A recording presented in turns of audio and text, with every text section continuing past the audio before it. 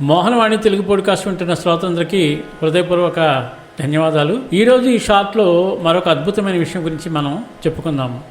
బ్రహ్మం అంటే ఏమిటి, బ్రహ్మమును చూడవచ్చా అనే సందేహం మనకి అందరికీ ఉంది. దాని గురించి షార్ట్గా చెప్పడానికి ప్రయత్నిస్తాను.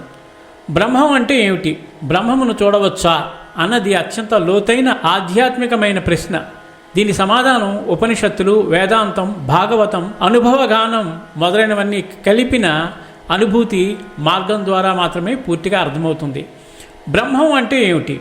బ్రహ్మం అనేది సర్వవ్యాపి, అన్నిటిలోనూ ఉన్నది, నిరాకారమైనది, ఆకారం లేనిది, నిర్గుణమైనది, లక్షణాలు లేనిది, శాశ్వతమైనది, కాలరహితమైనది, జ్ఞానస్వరూపమైనది. జ్ఞానమనే బ్రహ్మము, సత్యము, జ్ఞానము, అనంతం బ్రహ్మ.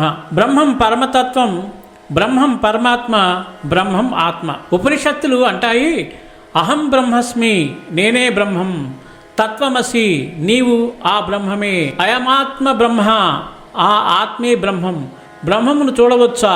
బ్రహ్మము భౌతికంగా కంటికి కనిపించదు, ఎందుకంటే అది రూపము లేనిది, నిరాకారము, మన ఇంద్రియాలకు అతీతము. అది అనుభవించవలసినది, చూడదగినది కాదు.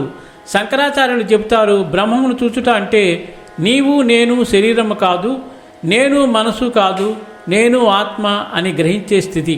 ఈ స్థితిని బ్రహ్మజ్ఞానము, ఆత్మ సాక్షాత్కారము లేదా సమాధి అంటారు. బ్రహ్మాన్ని అనుభవించవచ్చా? అవును, ఖచ్చితంగా అనుభవించవచ్చు. కానీ అది మనస్సు స్థిరమైనప్పుడే, అహంకారము తొలగినప్పుడే, భక్తి, జ్ఞానము, ధ్యానం వలన, గురుకృప, శాస్త్రజ్ఞానం సాధన వల్ల. ఉపమానం ఏంటంటే, సముద్రం నీటితో నిండినట్టు అన్నీ బ్రహ్మంతో నిండి ఉన్నాయి. వెదురులో గాలి కనిపించదు, అలాగే బ్రహ్మం సర్వత్రా ఉండి కనిపించదు, కానీ అనుభవించవచ్చు. సారాంశం ఏంటంటే, బ్రహ్మం అనేది పరమసత్యం, అది చూడదగినది కాదు, అనుభవించదగినది. బ్రహ్మాన్ని అనుభవించగలిగే స్థితి మనలోనే ఉంది. జ్ఞానం, భక్తి, ధ్యానం ద్వారా బ్రహ్మానుభూతి సాధ్యమే. కాబట్టి బ్రహ్మం అంటే అందరికీ చాలా క్లియర్గా అర్థమైంది. కాబట్టి ఆ బ్రహ్మజ్ఞానాన్ని మనం పొందడానికి, ఆ బ్రహ్మానుభూతిని పొందడానికి అందరం ప్రయత్నం చేసి ఆ భగవంతుని యొక్క ఆశీస్సులు పొందాలని మనస్ఫూర్తిగా కోరుకుంటూ, సర్వేజన సుఖినో భవంతు, లోకా సమస్త సుఖినో భవంతు. ధన్యవాదాలు. స్వస్తి.